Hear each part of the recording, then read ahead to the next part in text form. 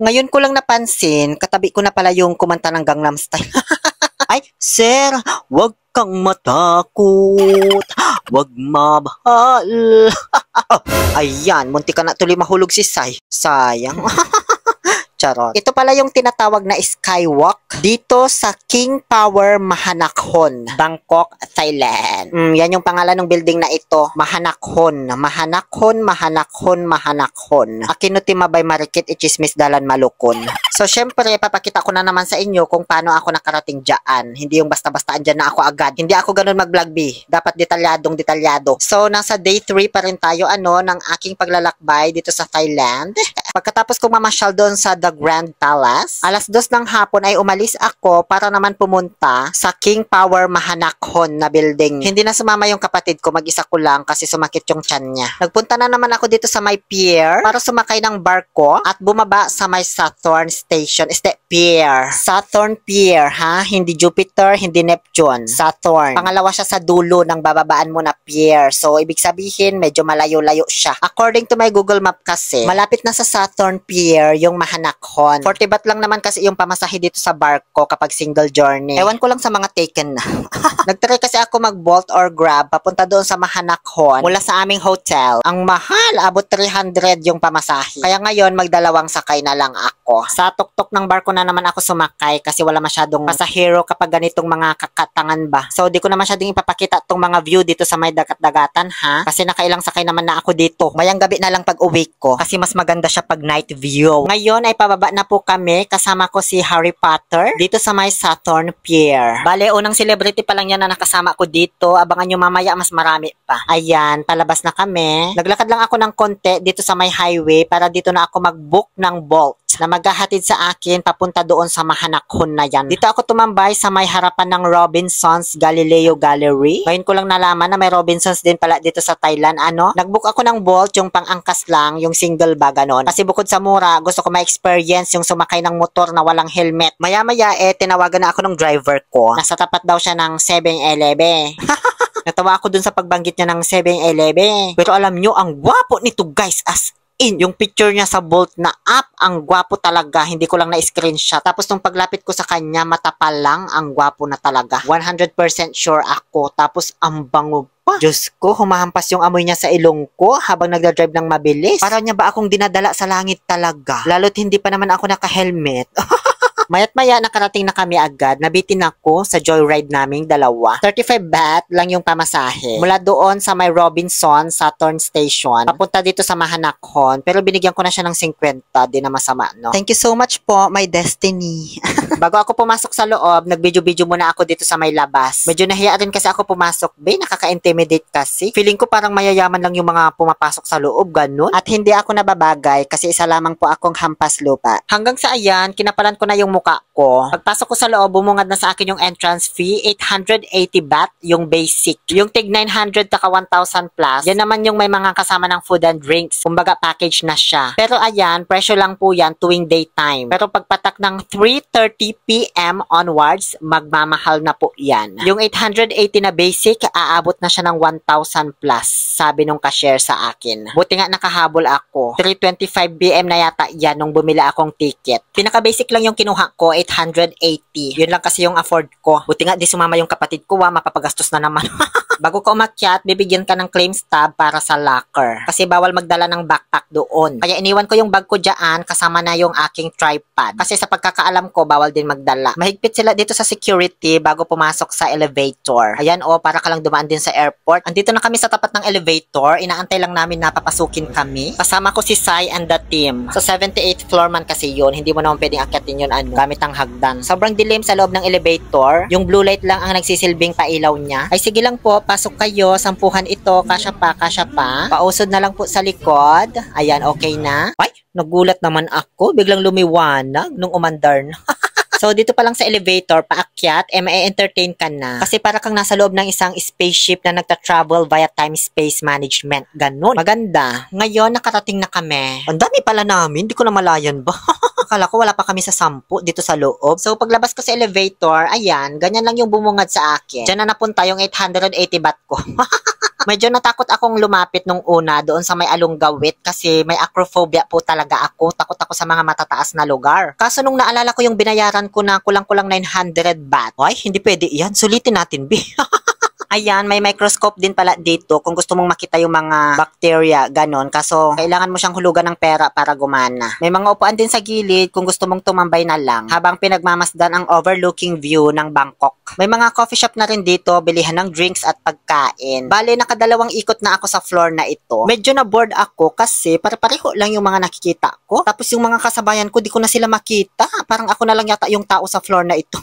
Sabi ko sa sarili ko tuloy, ito na ba yung 900 na binayaran ko? Parang di naman sulit. Hanggang sa may nakita akong escalator, kaya umakyat ako. Tapos dito ko na natagpuan yung daanan papunta sa rooftop. May elevator pero pwede rin maghagdan. 1 floor up lang naman. Naghagdan ako kasi na-curious ako dito sa may hagdanan nila na puro salamin. Kitang-kita mo talaga sa labas na nasaan taas-taas mo na, kaya challenging ang umakyat din dito, no? Medyo kinakabahan nga lang ako. Hanggang sa nakarating na ako dito sa pinakatuktok ng Mahanak. Diba yan?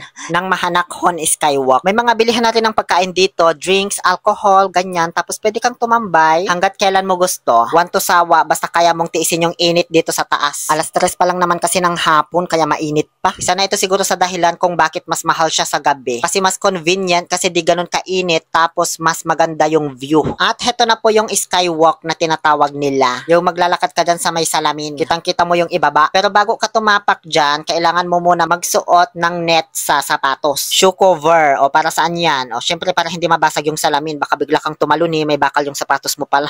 Charot. Di ko alam yung specific na purpose niyan. Pero syempre, protection na rin. And for safety, of course. Nahirapan ako magsuot kasi ang laki ng sapatos ko. Diyos ko. Sobrang banat na yung pinagagawa ko sa net na yan. Buti na ipagkasya ko. Nung nakapagsuot na ako ng shoe cover, ready na akong tumapak doon sa salamin, sim. Saka ko na lang nalaman na bawal palang magdala ng cellphone or kahit na anong camera. Diyan na rin pala yung pinagbabawal na magdala ng tripod. Yung magpipicture sa'yo, dapat nandyan lang sa labas. Hindi sila pwedeng lumampas dyan sa may kadenang ginto. Ewan ko kung bakit pinagbawal nila, pero pwede naman magdala ng bag. So wala po ako mapakisuyuan na magpicture sa akin, guys, kasi nahihiya akong makisuyo talaga. Nanguna yung hiya ko. Kaya ayun, hindi na po ako tumuloy na tumapak doon sa salamin-salamin sa indak ng panahon. Sila na lang yung binidyohan ko. Nasayang lang tuloy yung effort ko pagsuot nitong net na ito. Nagkandahirap pa ako kanina, di ko rin pala magagamit.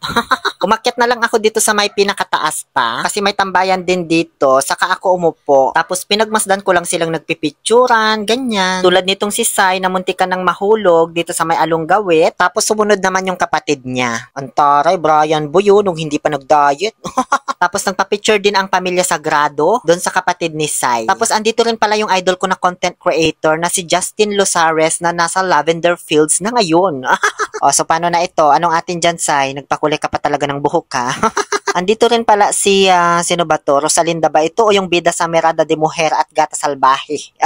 Ayan, sige, magpicturean kayong dalawa. Tapos nagpa-picture din sa kanya yung asawa niya. Ayan, binabalsiwal pa niya talaga yung ubet niya sa akin. Ganito yung kabuo ang itsura niya dito sa pinakataas ng Mahanakhon Skywalk. 78th floor po ito. Kitang-kita mo yung buong Bangkok. Nag-video-video lang ako dyan pang reels ba? Tapos mayat-maya bumaba na rin ako kasi sobrang init. 1 to sawa naman yung binayaran ko, 880 para sa ganitong klaseng view at experience. Kaya balak ko sanang umakyat ulit dito maya-maya kapag medyo lumamig-lamig na ba. Tapos papadilim na para makita ko naman kung gaano kaganda yung mga pailaw dito sa Bangkok. So nagstay muna ako dito sa 1 floor down. Siguro nasa 77th floor ito. Habang inaantay kong medyo dumilim-dilim ba. Kaso habang dumidilim, mas dumadami yung tao, be. Unti-unting nagiging crowded dito. So sinubukan ko na lang ulit umakyat doon sa pinaka-rooftop. Mag-aalas 6 na yata nito ng gabi. Para masulyapan ko naman yung night view kahit papaano at nang sa gayon makauwi na rin. Kaso hinaharang na nila, B, yung mga umaakyat doon kasi crowded pa daw. Antayin na may bumaba bago sila ulit magpapasok. Ganun. Baka siguro bumigay yung salamin kapag ang dami nang nakatapak doon.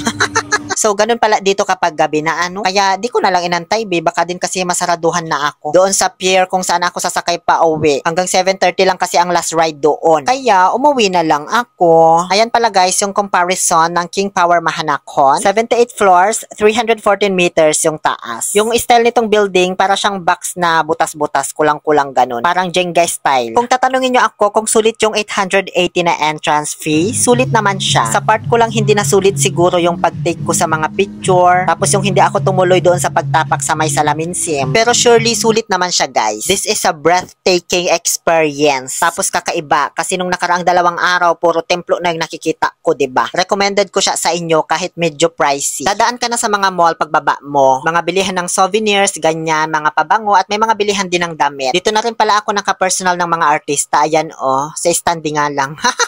Pwede na yan pagtyagaan, no? Ngayon, kailangan ko nang iskanin itong QR code para magbukas na yung locker ko. Ba't ayaw mang ma-scan, B? Paano ba ito? Diyos ko, hindi ko na yata makuha yung bag ko, Pagkatapos ng 6 na oras ko dito, charot, mga 5 minutes lang naman ganun. Ayun, na-scan din, may pipindutin lang pala.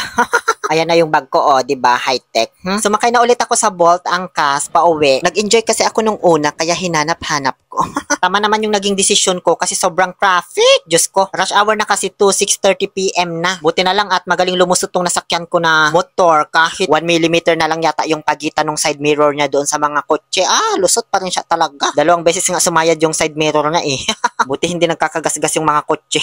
Ngayon ay nakasakay na po ako sa barko pabalik na sa aming hotel, California. At ganito pala ang itsura ng Bangkok sa gabi. Sobrang ganda. Pagmasdan nyo na lang at wala naman na akong masabi dito. Saka ako mag-outro, okay?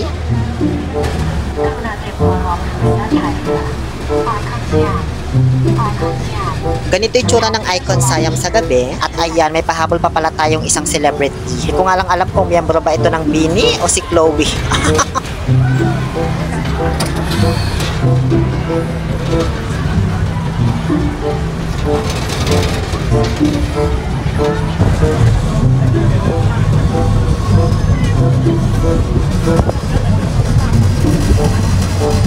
Ito naman yung Wat Arun or the Temple of Dawn.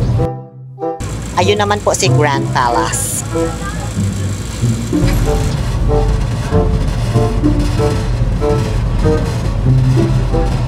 At dyan na po natatapos ang aking day 3 dito sa Bangkok, Thailand. Muli ito po ang inyong Happy Pill Oliver Castro na nagsasabing, no to toxicity, let's make people happy.